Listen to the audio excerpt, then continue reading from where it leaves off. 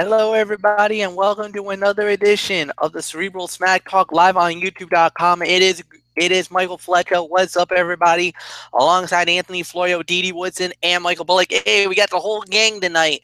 We're going to be recapping SmackDown Live, and we got so much more to handle tonight. We're going to set it up.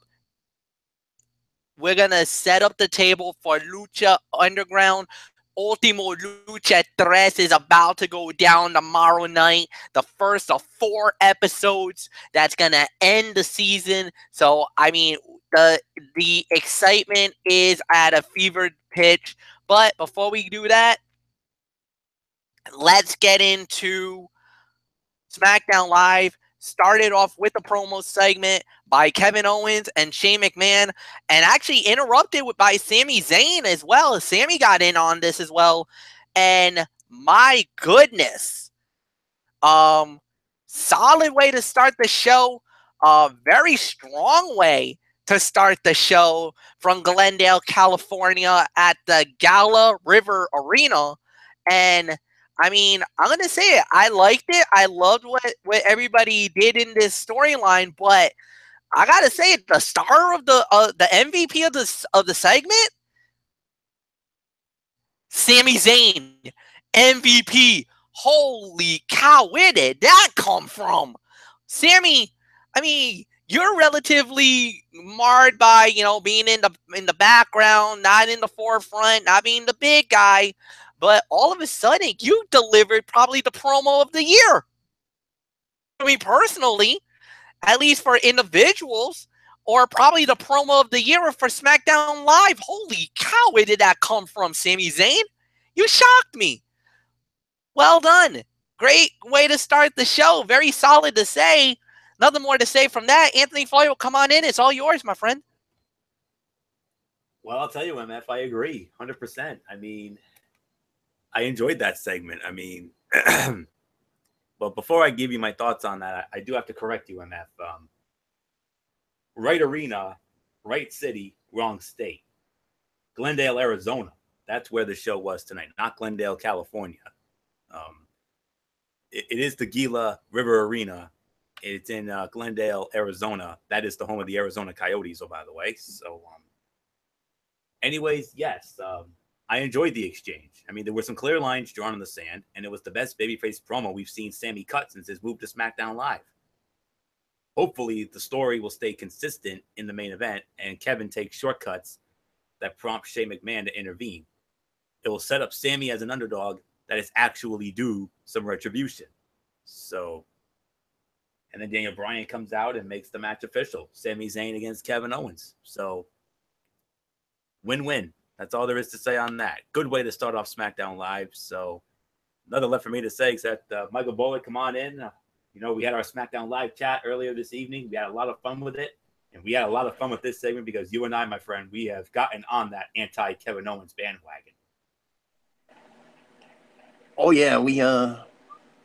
I definitely enjoyed this segment. And, yes, to those viewers out there, me and Anthony Florio, we become the anti-Kevin Owens, we're on the anti-Kevin Owens bandwagon, because of his heinous actions, as of late.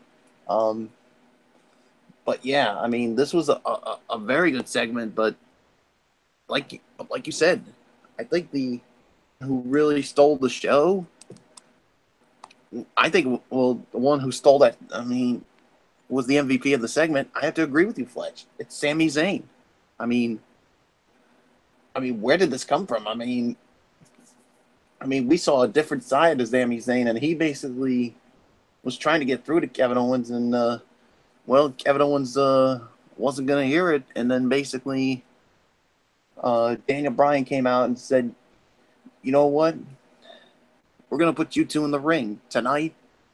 Kevin Owens and Sami Zayn in the main event. So, yeah, so nothing else for me to say is I'm going to say this was the segment of the night. No doubt about it. So, yeah, Twisted Angel, Dee Woodson, come on in. And, man, I mean, did you see this coming from Sami Zayn? Not exactly. I know they've had a lot of heat up to late. being former best friends, feuding on both Raw and SmackDown, and NXT and anything else that they've been on. And of course, when Kevin Owens was saying he was going to sue the WWE and take over, he was saying that Zayn was going to be one of the first ones he fired. So, I mean, there's a lot there to fuel Zayn, but not exactly seeing it coming. I mean, I know there's only so much you can take before you get that button pushed, and I guess that's where we got. So, I'm going to pretty much agree that, this is one of the top segments of the night and going from there.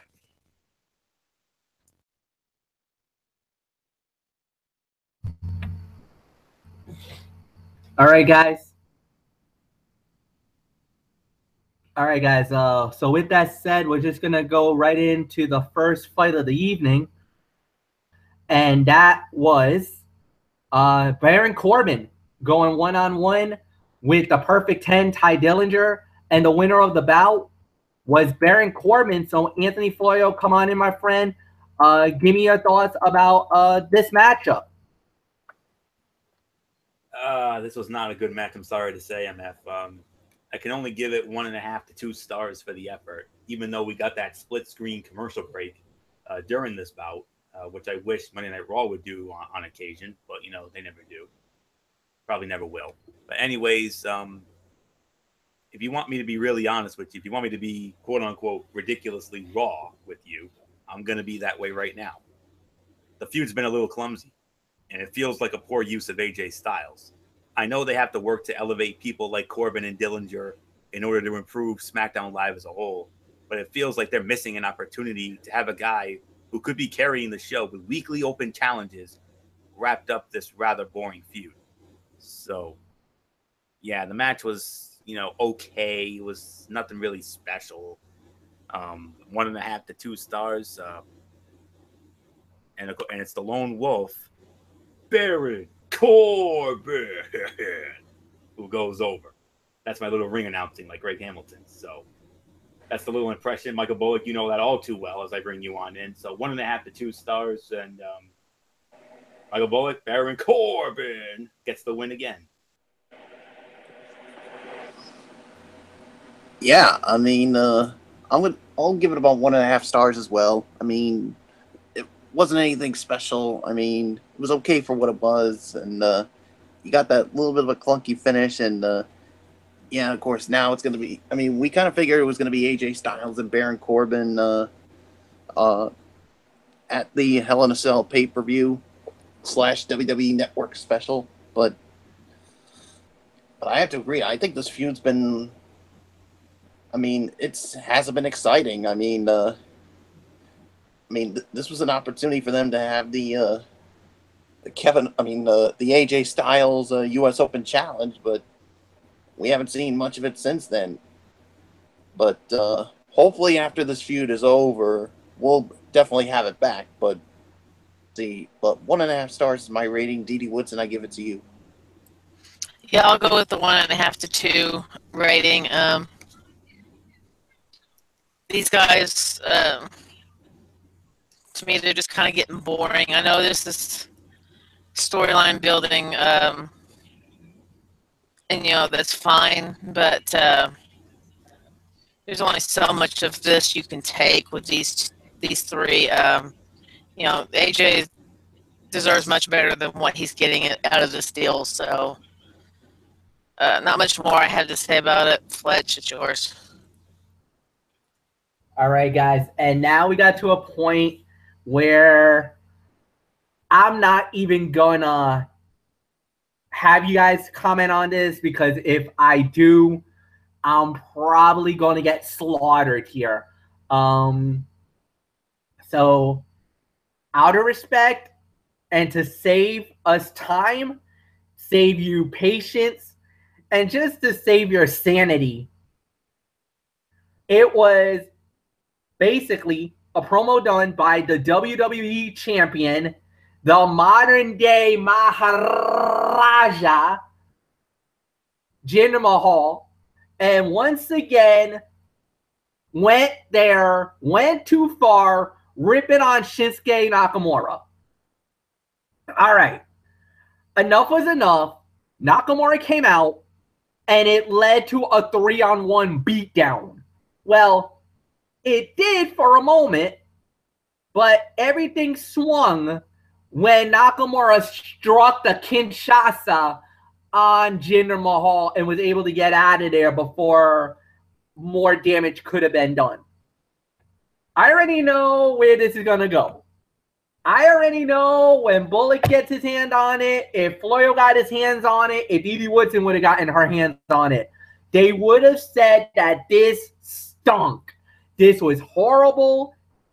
This was bad. Trust me, I just reviewed it on my DVR, and I have a bitter taste in the mouth right now. To save all the rants, to save all the hoopla, to save everybody from jumping off the deep end, we're not going to cover this. This is an NA. This is a cutout. And I hate to do cutouts on SmackDown Live because, darn it the heck, we're not Monday Night Raw. Honestly. And unfortunately, they took the Raw route on this one. Bad storyline. Horrible job. Poor placement.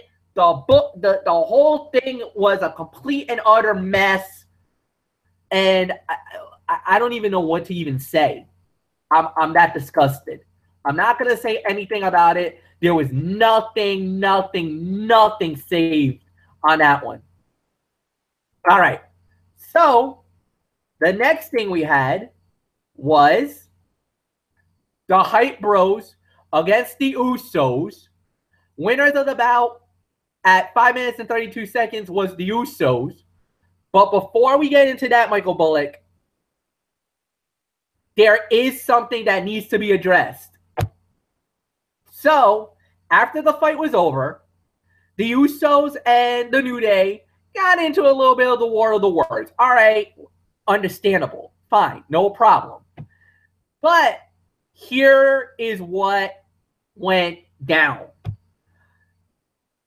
They said that they were like, at Hell in a Cell, they will become 5-time WWE tag team champions. Then Kofi on the mic told the Usos that you talk a lot of trash for just losing their belts. And they were like, we've been thinking, here's the thing. We've done all these battles, all these fights, all these things over the SmackDown tag team titles. Let's raise the stakes even higher. What? What do you mean, even higher? Anthony Florio, Michael Bullock, Dee Woodson, prepare for history. For the first time ever in WWE history, the SmackDown Tag Team titles will be defended at Hell in a Cell inside of Hell in a Cell. Yes, yes, yes, 1,000 times yes. WWE, SmackDown Live, Little Caesars Arena, Detroit, Michigan. Shut up and take my freaking money. Michael Bullock, it's yours. Oh, my brother. Oh, testify. Oh, man. Man, at first we were getting just the tag team title match, but tonight when Florio and I heard Hell in a Cell, we were doing the same exact thing. Yes, yes, yes, yes, 1,000 freaking times yes. And like you said, for the first time in the history of WWE, the tag team titles will be defended inside Hell in a Cell. Normally, when it comes to Hell in a Cell matches, it's usually a big time match or a world title match. But this time, we got the tag team titles going to be defended inside the Devil's Playground. And the first time, both the Usos and the New Day will be stepping in there. So not only we're getting one Hell in a Cell match, we're getting two something. I mean, I can't wait for this. Little Caesars Arena is definitely going to be excited about this. There's really nothing more for me to say. Dee Woodson, it looks like the Usos and the New Day are going to hell.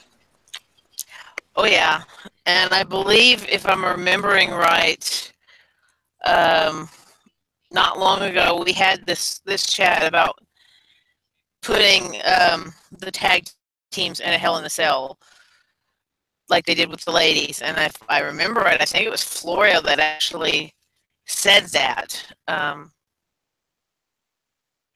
But yeah, I'm glad to finally see that they are taking that step. I mean, you had the integrators with Edge and Christian and Matt and Jeff Hardy that started the ladder match. Now you have these two teams that are finally bringing Hell in the Cell to the tag team division. And, you know, it's all I can say is it's about freaking time we start getting these kind of specialty matches, because I mean the same matches over and over again for, you know, the tag teams do get boring after a while. So this is going to be like a breath of fresh air to see this. So you know, I'm with Fletch. You know, I'm ready for it. Let's go for it. So not much more I have to say. So I guess it's Fletch that takes it next. It's wax poetic. I mean, you know, not too long ago, I asked for a fight and we asked for a battle and we got it. Now, Florio, it was Anthony that actually was saying that they had to do this in a Hell in a Cell. And I think we all agreed that, yes, it has to happen.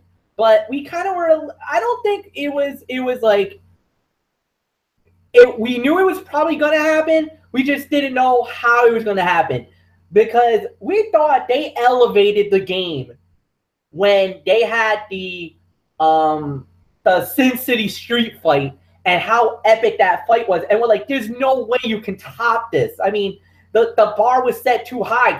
There's no way. And then we're thinking, and then Anthony's like, well, there is a Hell in a Cell event coming up. Maybe take it to the limit one more time. Let them go for a Hell in a Cell. And we're like, maybe, but could they pull it off? Can they pull it off?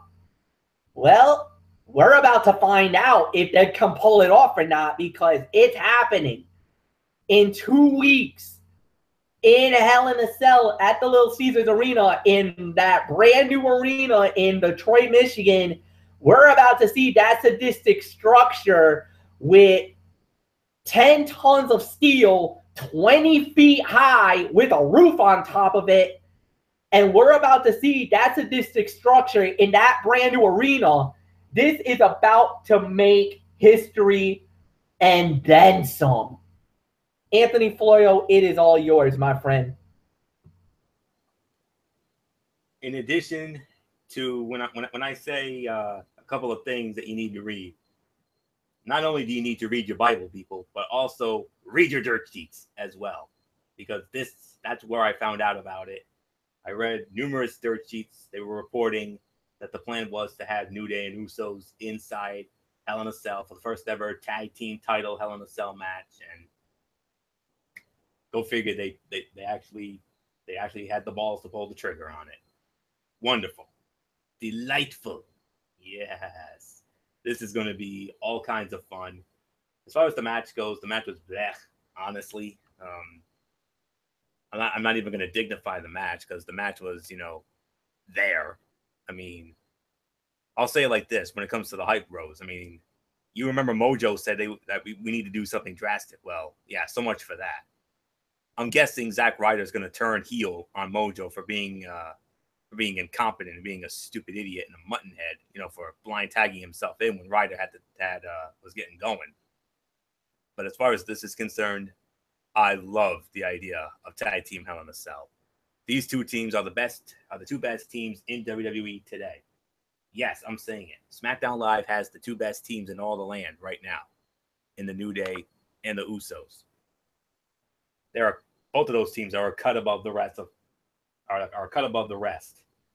No tag team on Monday Night Raw even comes close to the New Day and the Usos.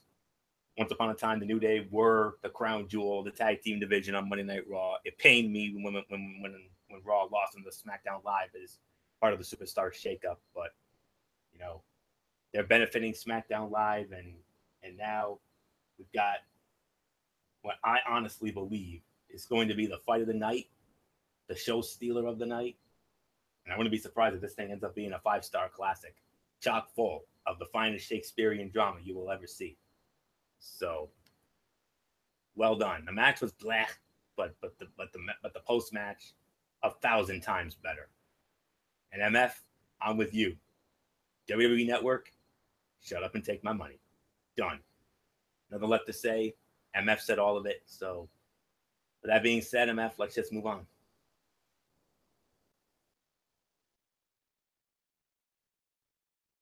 All right, guys. So we're gonna go right into the next thing that we had on the show.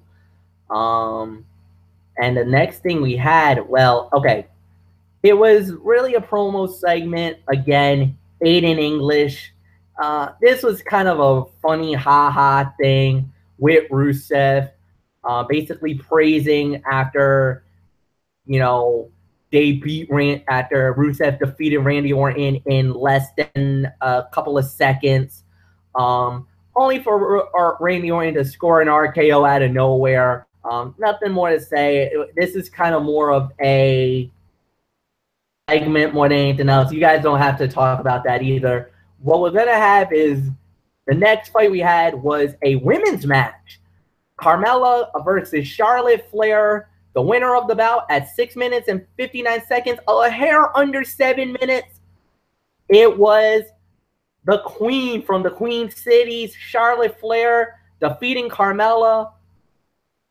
And I believe this goes to Dee Woodson. So, Dee, give me your thoughts on this. Charlotte Flair looking good, heading into her title match against Natalya at Hell in a Cell. Yeah, Charlotte looked good. But I think we all know my feelings on Charlotte's opponent, and seeing her come out there with Turtle Boy on a leash like a dog.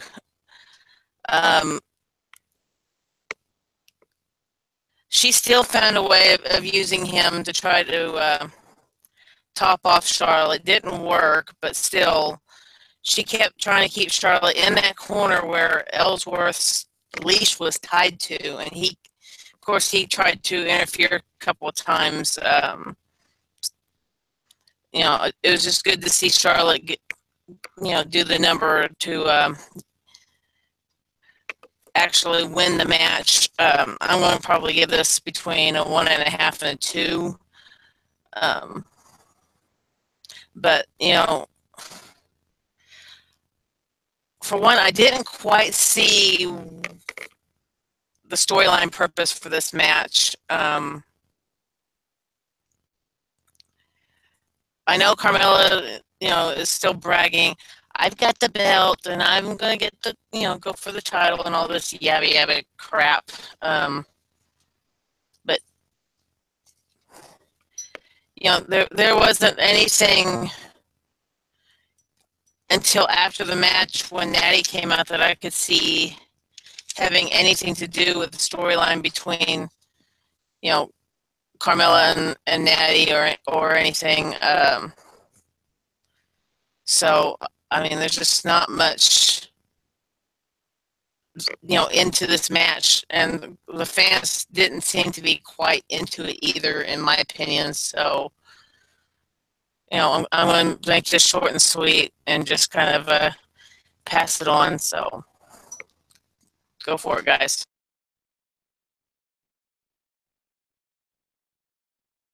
Yeah, I'll agree. It was a tad disappointing, but look, I will say this. Credit where credit is due to Charlotte Flair. She's working her way back into the title picture. She's gonna get the opportunity at Hell in a Cell against Natalia, which has the makings of a decent match. Carmella, the placement is kind of not really a good one here because obviously,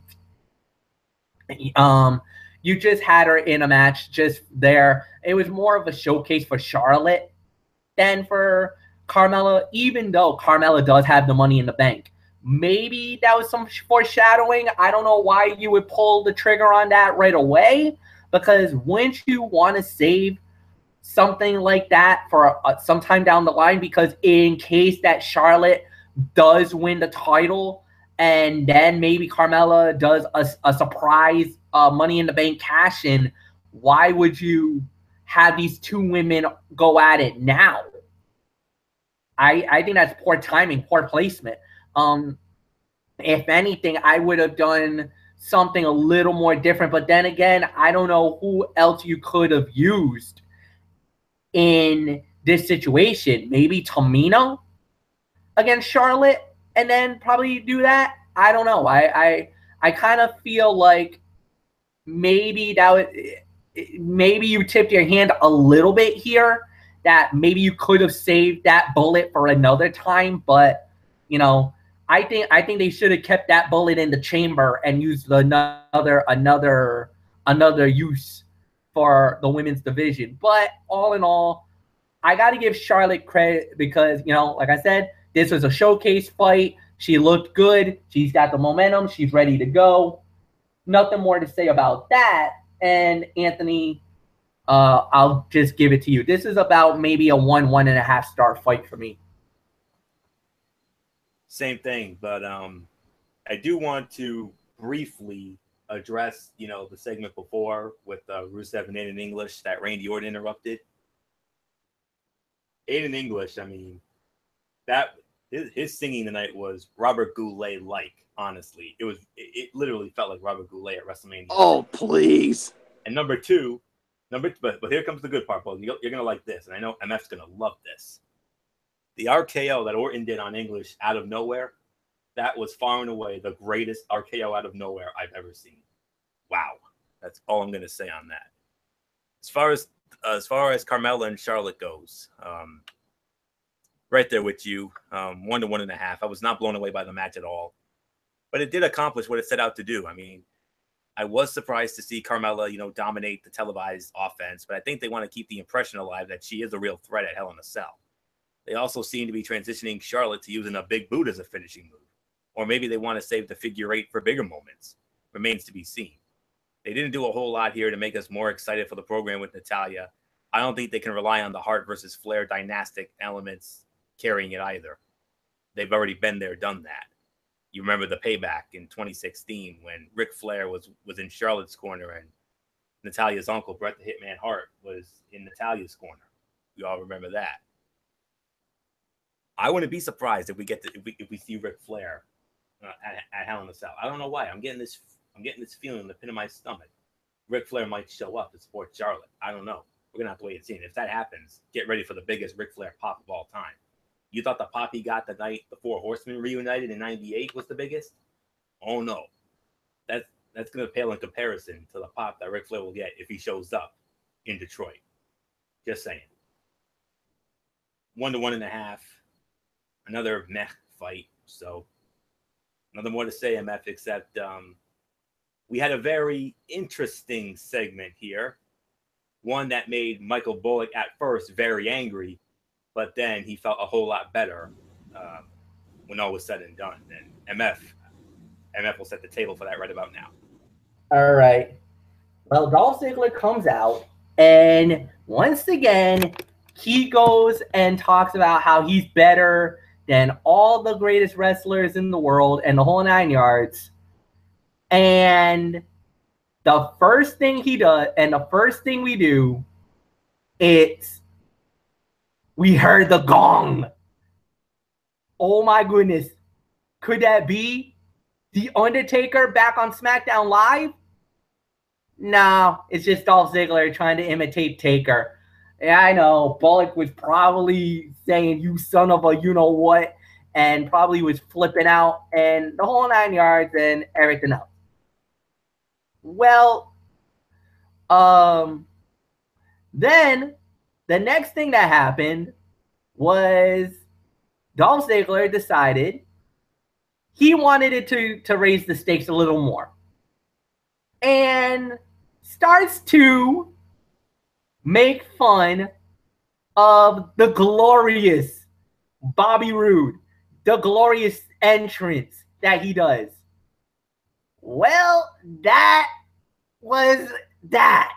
Because Bobby Roode came out, and let's just say he was not a little happy about it, seeing that somebody was trying to mock Glorious. Well, it's going to happen, y'all. Bobby Roode versus Dolph Ziggler at Hell in a Cell. Okay. Nothing more to say. I guess this goes to Michael Bullock to lead off. Actually, no.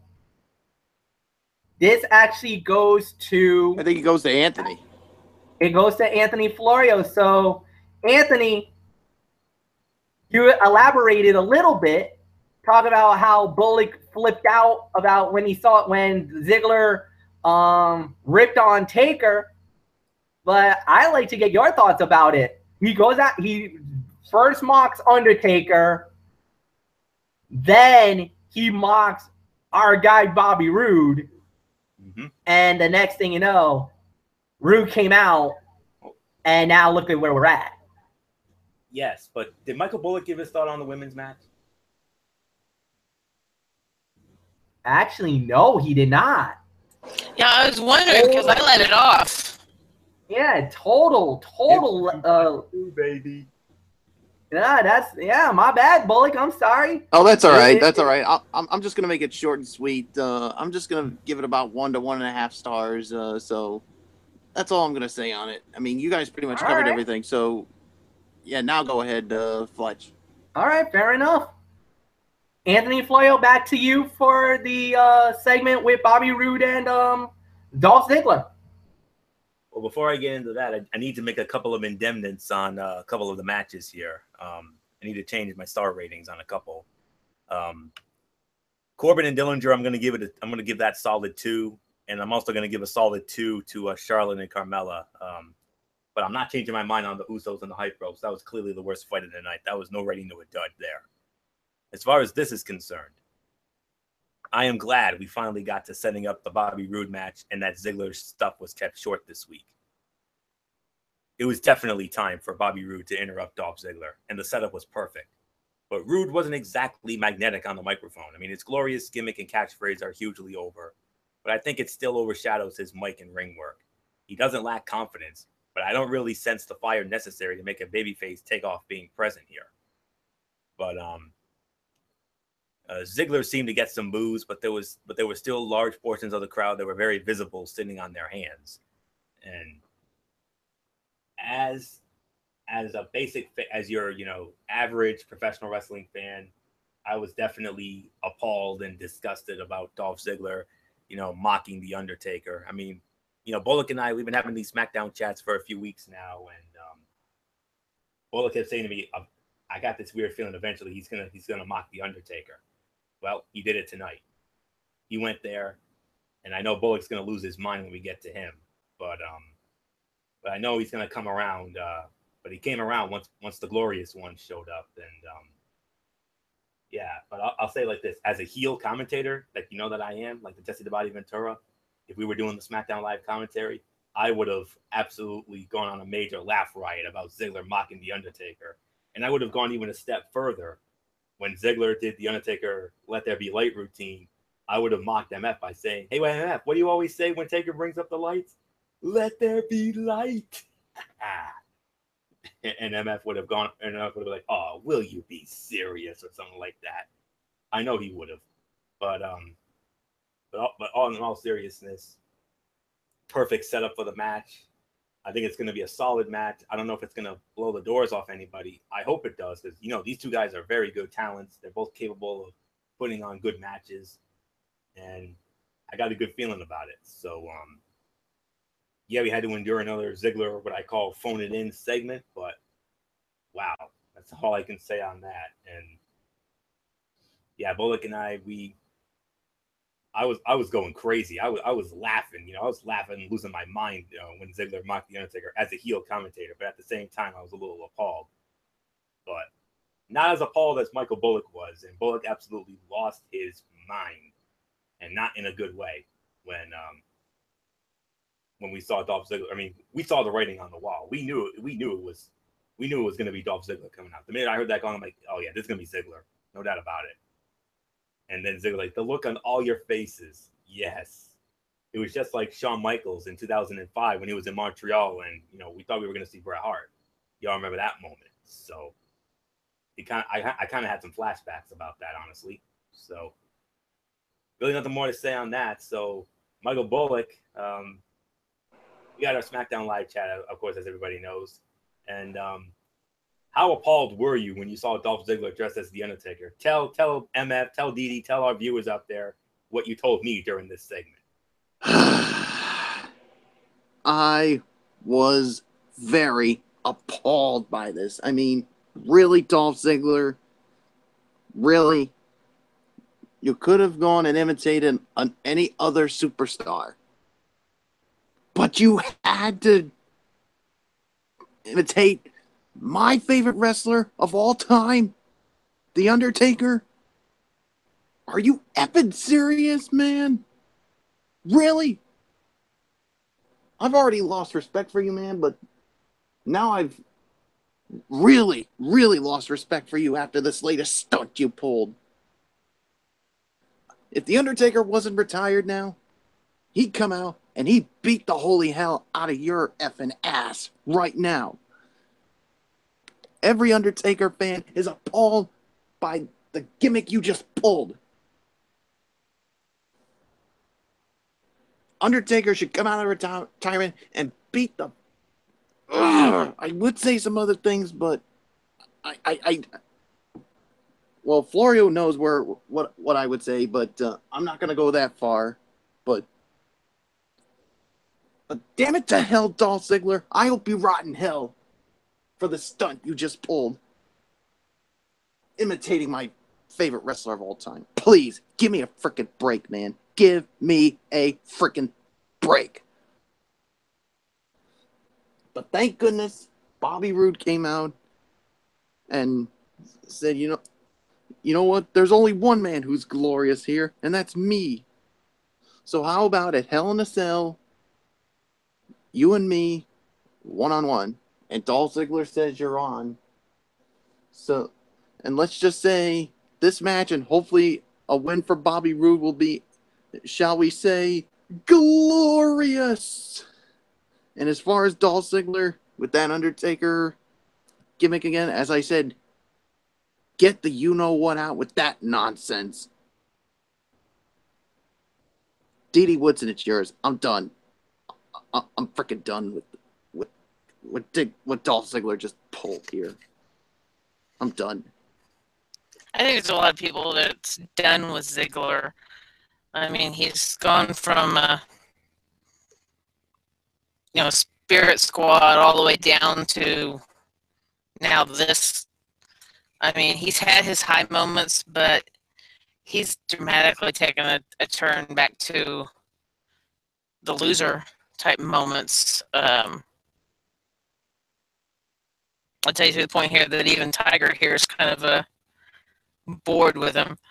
So yeah, you should have sent Tiger loose on Dolph Ziggler and maybe scratch his face off after that stunt he pulled.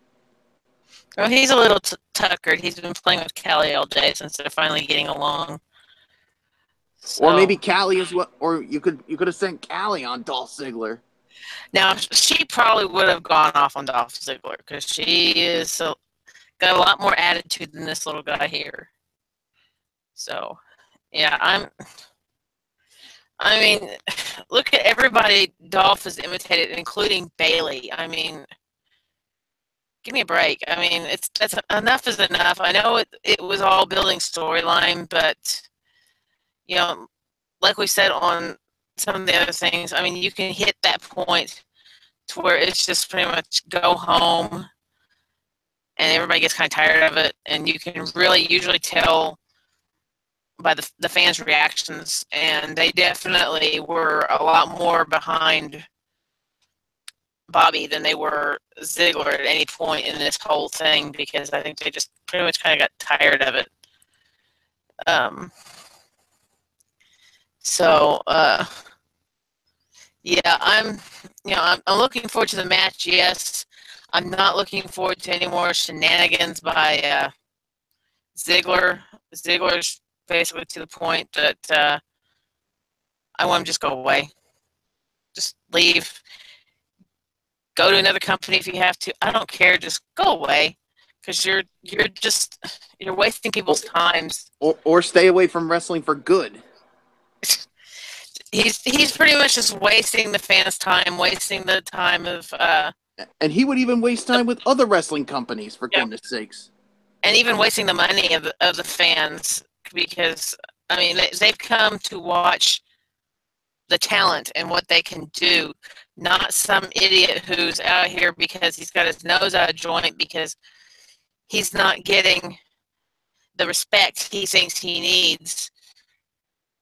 So he's going to come out here and he's going to imitate everybody's entrance just to make his point that you respect all these people who are flashy compared to those of us that just come out here to do our business. Well, even when he was coming out here to do his business, he was losing. I mean, it's no. He's gone on to his downhill ride here. How far down it goes, I don't know. All I know is he's about to hit a brick wall in Bobby Roode, and I don't think he's gonna. I don't think he's gonna win when it comes to Bobby Roode. I think Bobby's gonna actually, give this guy his attitude adjustment and whatever it takes. Callie, what are you doing? Okay, now you can got both of them. So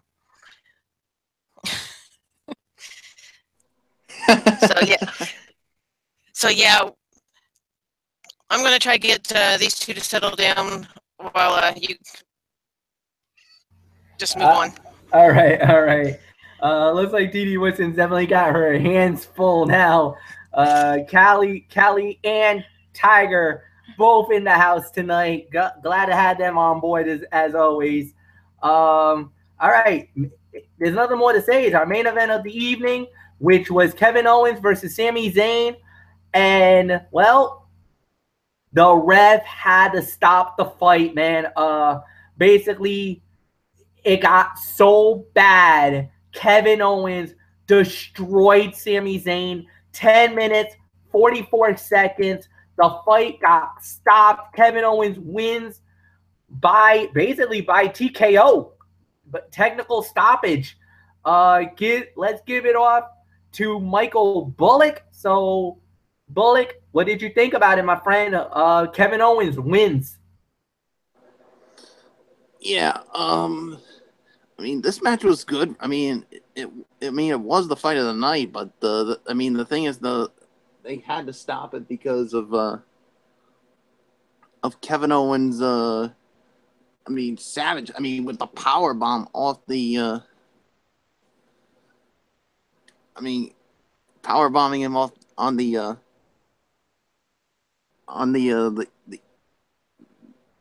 ring. So, yeah, I mean. I hate to say it, but because it's excuse me. I think according to the.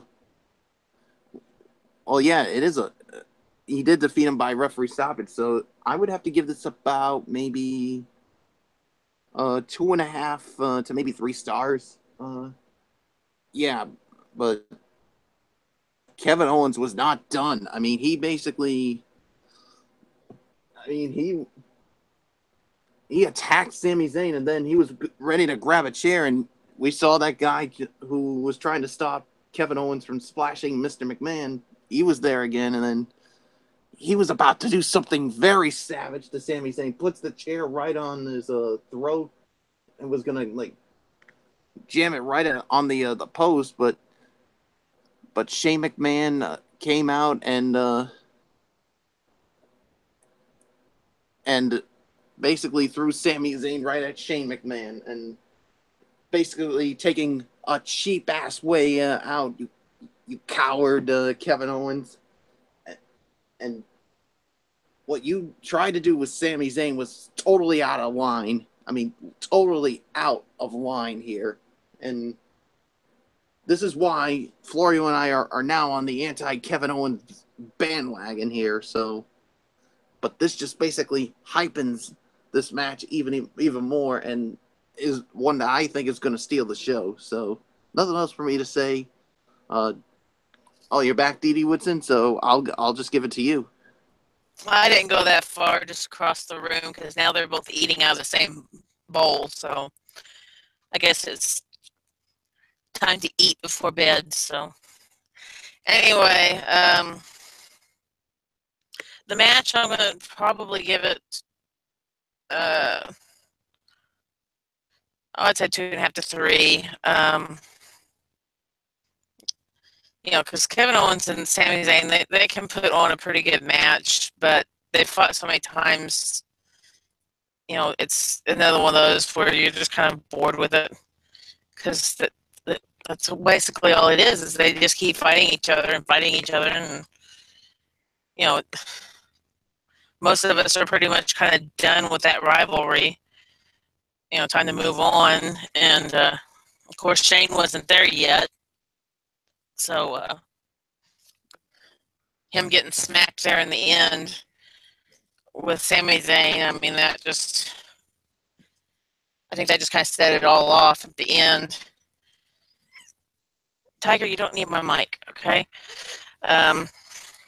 Anyway, back to what I was saying. One thing Kevin said is that Owens gives Kevin's a bad name, so I guess you could say we're on that anti-Owens bandwagon as well, because, you know, Owens, he pretty much is giving, you know, a bad rep to a lot of people who possibly have the same identity or name as him. But not only that, I mean, you know, he claims he respects Vince and that he could do that to Vince in respect, but I'm sorry. I mean, if I had respect for my boss, I don't think I would actually go out there and physically attack them like that. You know, I understand he doesn't have respect for Shane. Fine, you know, I can understand that. I can understand them going to a match for that, but you know, him spouting this, you know, I have all this respect for Vince. Well, if you had the respect for Vince, Kevin Owen, I don't think you would have been out there and actually knocking the old man down the way you did, and having not only being on the bad side of Shane, but now being on the bad side of Stephanie as well. So, you know, I'm looking forward to the pay-per-view match to see, you know, Kevin Owens get a couple of notches knocked off of his little belt there, and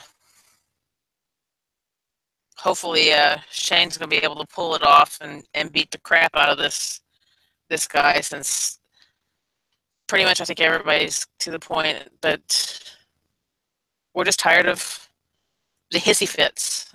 You know, I deal with them daily at home. I'm tired of watching them on TV. I mean, come on. You don't get your way? Big deal. What happened to the old days where they said the referee's decisions are final? Are we not at that anymore? Are we to the point to where I don't get my way, I'm going to throw a 2-year-old temper tantrum where I beat the ring half to death and kick and scream, and coach threatened to sue everybody and beat up my boss and all this stuff? No. I'm done. Kevin Owens, go away. I'm done with you. Bye. Take it, guys. All right. Wow, where do I go from here? Okay, I'll say this. Fight of the night, absolutely. 2 to 2.5 stars is my rating for the fight. I thought it was a great main event. I love the fact that they did the referee stoppage. It makes Sammy look very sympathetic. It makes Owens really strong, more dominating, focused, and ready for Hell in a Cell against Shane McMahon. I get why they did that post-fight thing. No doubt about it. That puts a little more emphasis, a little more fuel to the fire. I'll give them that. I don't mind what's been happening. I definitely am not a fan of Kevin Owens right now. I think we all can agree with that. I think Michael Bullock, Dee Dee Woodson, you guys have made very compelling arguments. I'm not going to rehash that. I want to see what they're going to do from now until Hell in a Cell, and maybe even after Hell in a Cell, to see what they're going to do with Shane, what they're going to do with Kevin Owens. We'll see. So far, so good.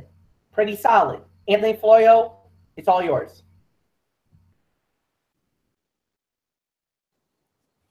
3 to 3.5 stars for me. This was the fight of the night, no doubt about it. Man, these two. I mean, he was easily the best thing on the show. They worked a super fun sprint, and even when they're just playing the hits, they kick ass, no doubt about it.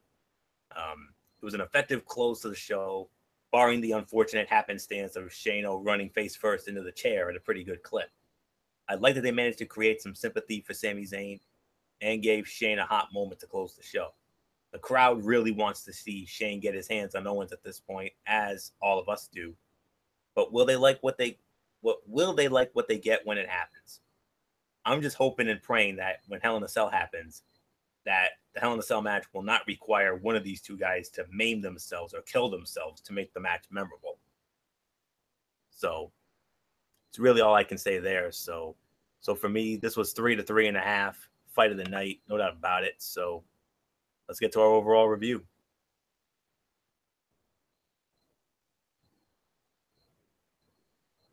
And I'm going to allow Dee Dee Woodson to start with our overall review.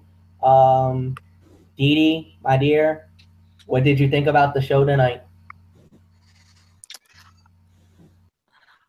Well, it was better than Raw from last night, but at the same time, this was not the usual SmackDown quality most of us are used to. Because if you notice, we ranked most of these matches pretty low. So, I gave Raw a thumbs in the middle. I'm going to go ahead just because of, the fact that we do have some storylines going here. I'm still going to go thumbs in the middle, but I would still say SmackDown was a tad bit better than Raw. But still, these guys need to get their heads out of their butts and, focus on what they're doing and stop with some of this crazy BS that we've got going on here with, Dolph Ziggler's antics and Kevin Owens' antics and whatever in the heck you want to call Carmella and Ellsworth's thing they got going on here. I mean, it's getting kind of ridiculous. So I do look forward to seeing, the pay-per-view matches that they've got built up. And, I mean, you've got some really good stuff there, from the tag team matches coming up to, seeing Shane and Kevin Owens at the pay-per-view tear it up. But, the writers on both shows, when it comes to time to lead up for pay-per-views, you guys got to really work harder on selling this stuff because, you know, you're hit and miss here. Some of them right on, some of them, You guys just need to stop, think, talk with your talent, get into their heads on how they want to work their gimmick and go from there, because you just need some help. I mean, major help. So not much more I'm going to say about it. I will see you guys next week. I'm going to bed since I got a lot going on tomorrow. I see. All right. Good night. Good night, Didi. I'm with Didi on this one. I'll give this maybe a 5.5 to 6 out of 10, just barely. I really thought the show could have been a lot more better. No doubt about it. I think she brings up a lot of valid points here. It feels like SmackDown Live and even Raw kind of took a back seat this week. But I understand with Raw because of the fact that, they got off on a pay-per-view, so they were really red hot and everything else. But SmackDown Live, you would think, they're a couple of weeks away. But there was the one big bright spot on the show of the Hell in a Cell for the tag team titles. That was massive. That's definitely going to have a lot of people vested interest in. But undoubtedly now, I think they've lost it with the WWE title fight. It's not as relevant as it was going in. I don't think there's going to be much about that fight. Owens and Shane McMahon, yes, the fans are really interested. They're vested in it. They want to see this fight happen. Owens is really getting under the skin of a lot of people. Again, Dolph Ziggler getting under the skin of a lot of people and really pushed the envelope tonight by mocking The Undertaker. And that really was like, that's it. You messed up. You've gone too far, and you now need to get your butt kicked for that.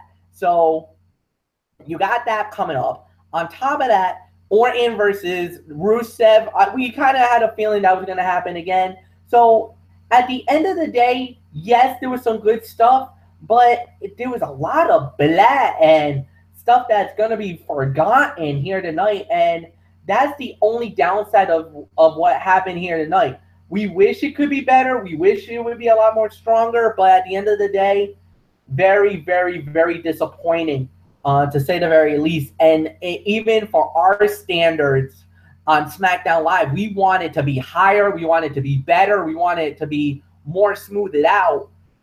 And tonight, we got more than a 50-50 show. And I think I might be a little generous with the 5.5 out of 10, because I could have gone lower easily with this.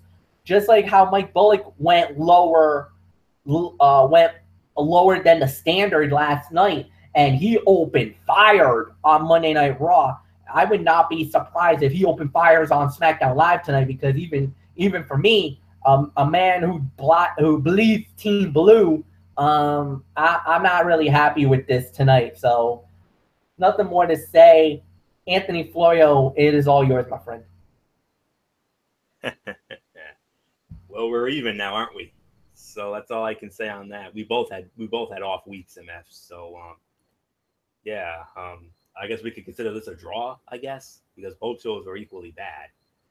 So 5.5 to 6. I mean, the absolute highest I could have gone, honestly, would have been 6.5. No higher than 6.5. I mean, that's the absolute highest I could go.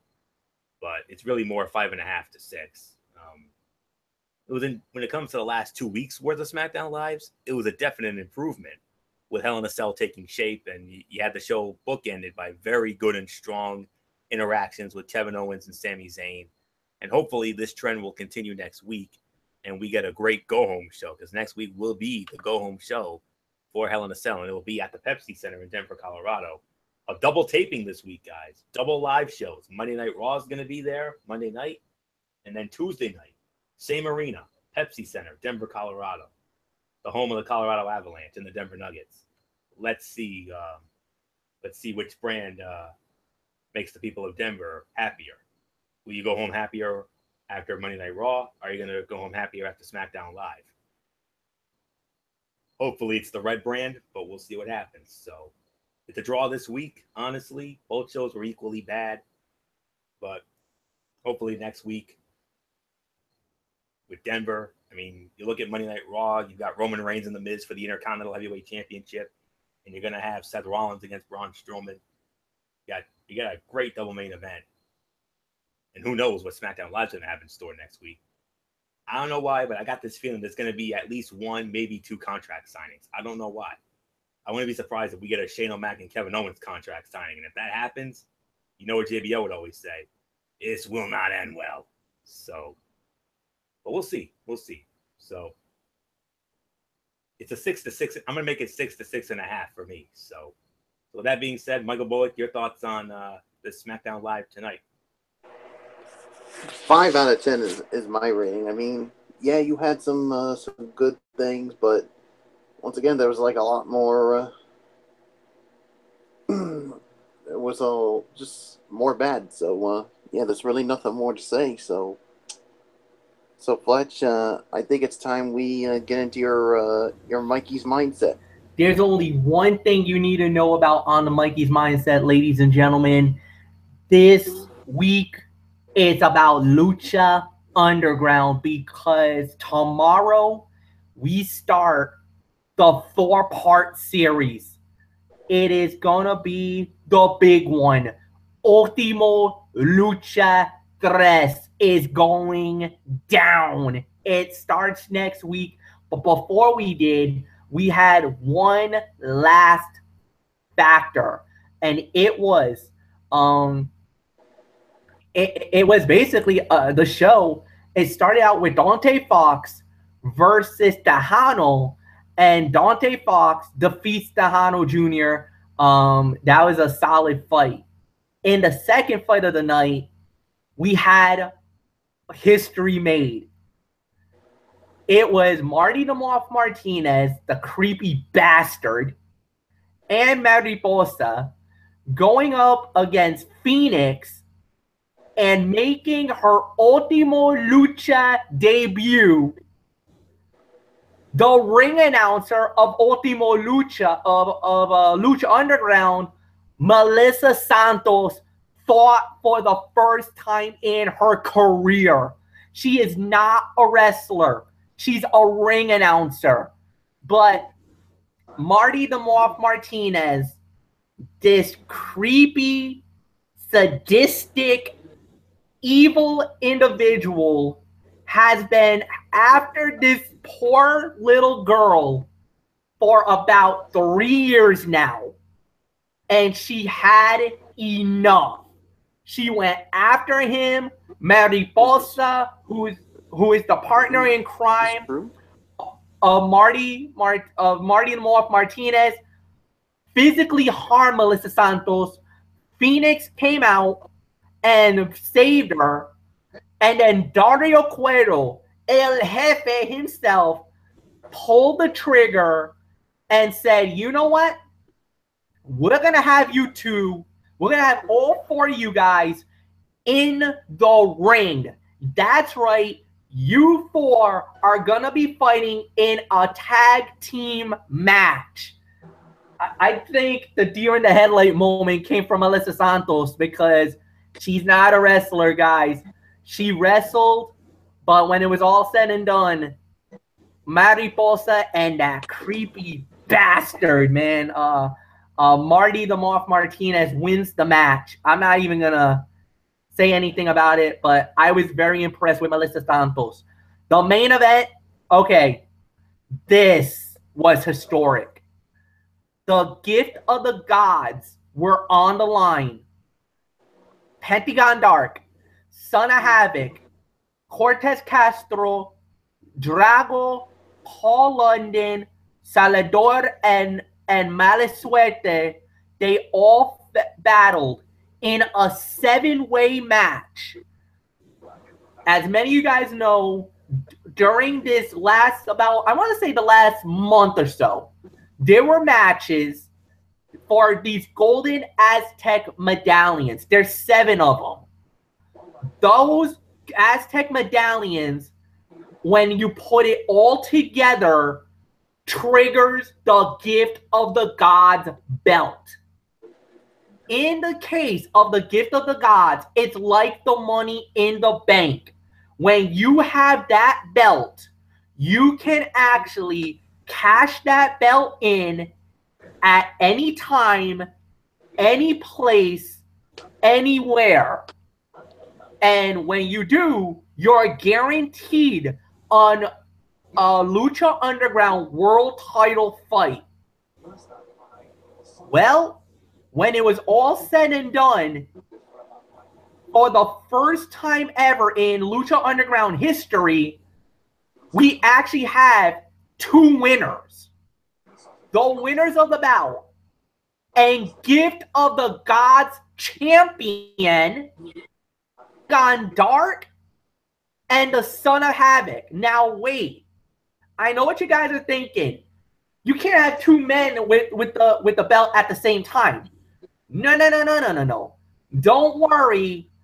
Dario Cueto came up with the solution. At Ultimo Lucha 3, Pentagon Dark and the Son of Havoc will fight 1-on-1. The winner of that fight will become the undisputed Gift of the Gods champion. So technically, you got 2 Gift of the Gods belts because they both will get one. The winner of it will get the undisputed belt and thus gets the rights and the privileges of the Gift of the Gods. Basically, you get your opportunity at immortality to become the ultimo luchador of Lucha Underground. The king of the underground will be up for grabs because, remember, Johnny Mundo, the reigning, defending Lucha Underground champion, will have to defend the title at Ultimo Lucha 3. Now, with the Gift of the Gods, who knows how that plays out? One thing's for sure, it's going to be an absolute barn burner of a show. All right, guys, so that's it for tonight. That's going to put a bow on this show.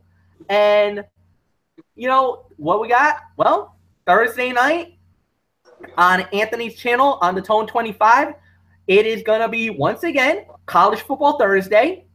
Then on Friday night is NFL Friday. We're going to have all the breakdown of the upcoming week. Then Monday night, once again, we do it all over again with Ridiculously Raw. Come right back here 1 week from tonight at 10:30 Eastern for another edition of the Cerebral Smack Talk. Until then, thank you, Anthony Floyo. Thank you, Michael Bullock. Thank you, Didi Woodson. And Derek Ferreira, you're awesome as always. And until then, you know the routine, 100 pounds. We out. Have a good night, everybody. So long for now, and bye-bye, everybody.